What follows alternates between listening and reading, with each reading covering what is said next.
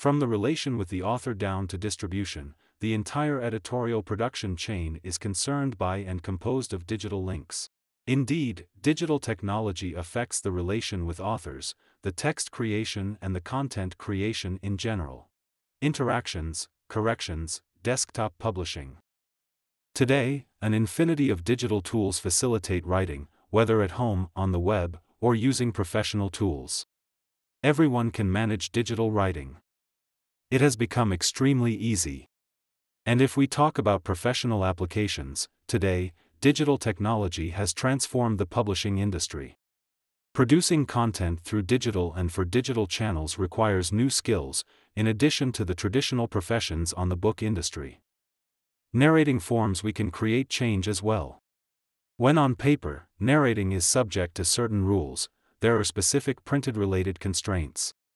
Digital allows a very significant extension and broadening of narrative capacities. We realized it during the transition from print to electronic publishing when we staged the text and the sound and video elements, in a specific way. For quite some time now, we go even further that pure multimedia, the layout of different media, and we're increasingly heading to fictional universes, to transmedia storytelling. We have complementary universes that can be treated, or at least read, separately from one another. Today, digital, with the multitude of tools and the consequent available approaches regarding edition, allows to consider completely brand new reading experience. We have discussed about new forms of screenwriting, but historical and classic-based content can be revisited today. Using this new approaches provided by digital technology. An example dating back a few years and yet relevant is the new edition of Voltaire's Candide proposed by the National Library of France in collaboration with Orange. That precisely allows us to browse through this work in an entirely original way. Since, for example, we can discover Voltaire's work through a map. We have this cartographic style that we don't necessarily expect when reading literature. However, digital technology has allowed to imagine this kind of browsing that offers a quite particular reading experience and that allows the reader to navigate as they like in a literary universe, but in the way and the path he chooses to. The ease granted by digital technology to publish and to share prompts us to reflect on the skills that should be developed at school to, of course, learn to write, but using what digital technology offers, and to know how to spread it as well and as respectfully as possible. Knowing to read, to write and to publish are 21st century skills. There is an enormous amount of information and digital culture being massively produced today. This is made in two particular ways. Whether in a very open, easily shareable way, or in a more private way. Today, when reading an electronic book, is it protected by a digital lock, a DRM, or not? Historically, when we buy books, we can lend them, borrow them, return them.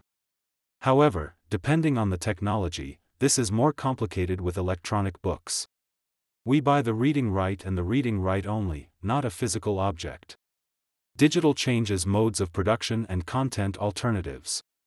Indeed, digital provides new ways for users to access this content.